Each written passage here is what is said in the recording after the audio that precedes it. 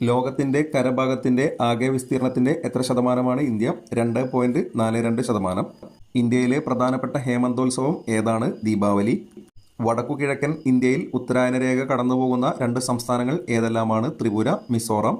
Monsoon എന്ന പദത്തിൻ്റെ ഉപജ്ഞാതാവ് ആര്? അൽ മസൂദി. മൺസൂൺ എന്ന വാക്ക് ഏതു ഭാഷയിൽ നിന്നെടുത്തതാണ്? അറബി. ഇന്ത്യയിലെ മണ്ണുനിർമ്മിതമായ ഏറ്റവും വലിയ അണക്കെട്ട് ബാണാസുര സാഗർ.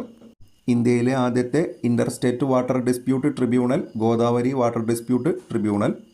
ഇന്ത്യൻ ഉപദ്വീപിനെയും വടക്കുകിഴക്കൻ ഇന്ത്യയെയും ബന്ധിപ്പിക്കുന്ന ഇടുങ്ങിയ ഭൂഭാഗം അറിയപ്പെടുന്ന പേര് സിലിഗുരി കോറിഡോർ. ഇന്ത്യയിൽ അധിവസിക്കുന്ന ജനവിഭാഗങ്ങളിൽ ഏറ്റവും പഴക്കം കൂടിയ വിഭാഗം ഏത്? നെഗ്രിറ്റോകൾ. ഇന്ത്യയുടെ കാലാവസ്ഥയുമായി ബന്ധപ്പെട്ട പശ്ചിമ അസ്വസ്ഥതകളുടെ ഉദ്ഭവം എവിടെയാണ്? മെഡിറ്ററേനിയൻ കടൽ.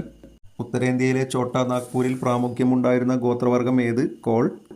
ലാവ പൊടിഞ്ഞുണ്ടായ ഇന്ത്യൻ പീഠപ്രദേശം